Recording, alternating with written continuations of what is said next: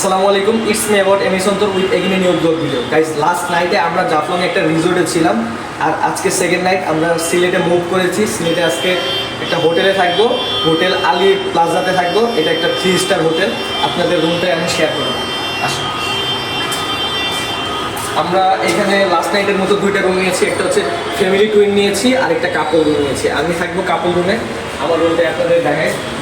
আমার room number হচ্ছে 403।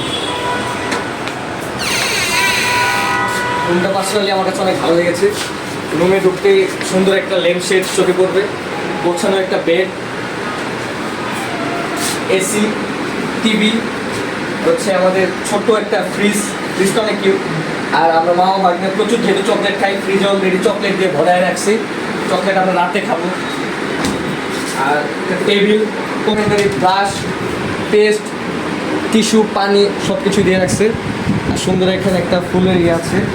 আর এখানে ছোটো একটা টেবিল, আর এই পাশে 2টা সোফা আছে। আর এখানে হচ্ছে এটা হচ্ছে একটা লকারে কাপড় রেখে দিয়েছি। নিচে আরেকটা লকার, আর এটা হচ্ছে একটা মিরর। আর রুমের বেস্ট যে পার্টটা সেটা হচ্ছে সাইড সিটটা। Just look at this. যেহেতু 4 তলায় আছি, এখান থেকে মানে সিলেট পুরো শহরটাই দেখা যাচ্ছে। ওই তো রোদের ইয়াটা ওই দিক থেকে ক্যামেরায় রিফ্লেক্স করতেছে, দেড়শো পুরোটা ক্লিয়ার দেখা যাচ্ছে না, বাট এইখান থেকে পুরো সিলেট শহরটাই দেখা যাচ্ছে। সব কিছু মিলে রুমটা অনেক বেশি সুন্দর। আর রুমের ওয়াশরুমটা হচ্ছে এদিকে। এটা হচ্ছে ওয়াশরুম।